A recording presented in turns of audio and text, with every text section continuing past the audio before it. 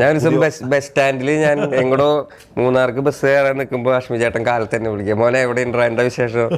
ചേട്ടാ ഞാൻ ഇങ്ങനെ സ്ഥലത്ത് ഇങ്ങനെ നിൽക്കുകയാണ്, എനിക്ക് നല്ല ഓർമ്മയുണ്ട്. അത് ഇപ്പോഴൊന്നും 4 കൊല്ലെങ്കിലും അതിന്റെ പുതിയ ആൽബങ്ങൾ ഇറങ്ങുമ്പോഴും നല്ലത് പറയാൻ വേണ്ടിയിട്ടും ആൽബങ്ങൾ ഇറങ്ങാത്തപ്പോൾ എവിടെ ചോദിക്കാൻ വേണ്ടി വിളിച്ചിട്ടുണ്ട്. വാ ഇറങ്ങി കുറച്ചാൾ കഴിഞ്ഞിട്ടാണ്. അപ്പോൾ ഞാൻ ഒരു ദിവസം വിളിക്കുന്നുണ്ട് വേടനെ, ഒരു ദിവസം വൈകിട്ടാണ്. വേട എവിടെ അല്ല എവിടെ അനക്കൊന്നുമില്ല. അപ്പോൾ വേടൻ പറയുന്നത് ചേട്ടാ അമ്മ മരിച്ചു എന്ന് പറയുന്നത്. അപ്പോൾ അത് കഴിഞ്ഞിട്ട് വേടൻ പിന്നെയും തലേദിവസം എന്തോ ആണ് മരിച്ചിട്ട്. അപ്പോൾ ആളില്ലായ്മ ഒക്കെ പറയുന്നുണ്ട് സങ്കടം. അപ്പോൾ ഞാൻ എന്തൊക്കെയോ സമാധാനപ്പെടുത്തി ഫോൺ പെട്ടെന്ന് വെച്ചു.